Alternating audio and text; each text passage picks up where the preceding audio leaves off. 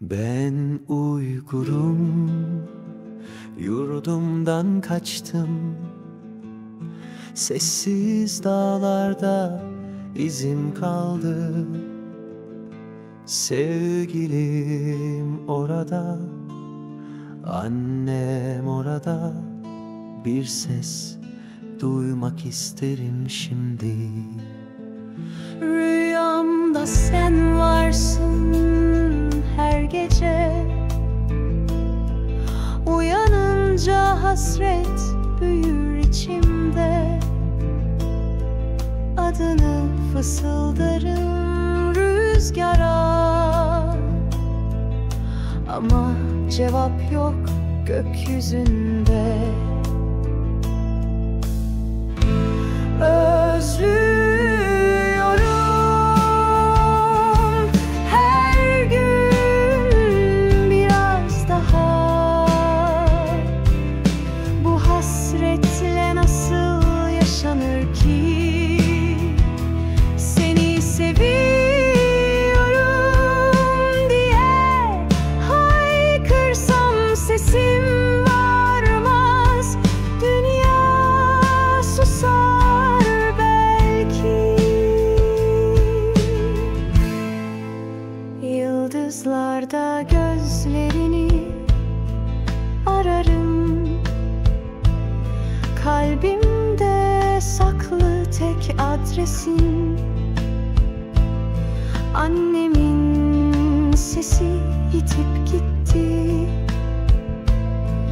Bir ninni gibi küllenmiş geçmişin. Özlüyorum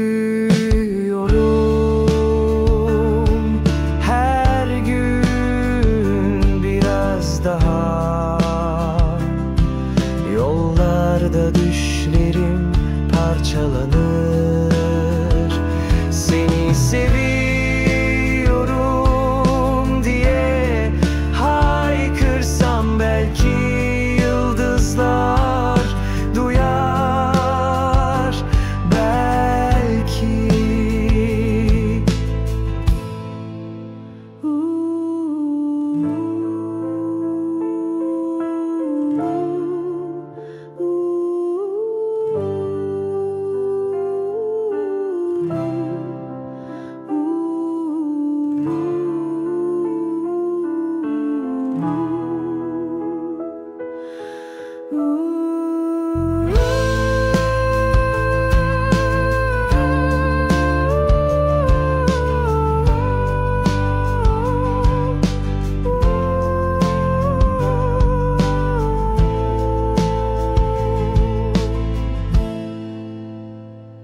Ben uygurum, sürgünle yoruldum, ama kalbim hala özgürlükte. Bir gün dönersem sana, gözyaşlarımla değil şarkımla gelirim.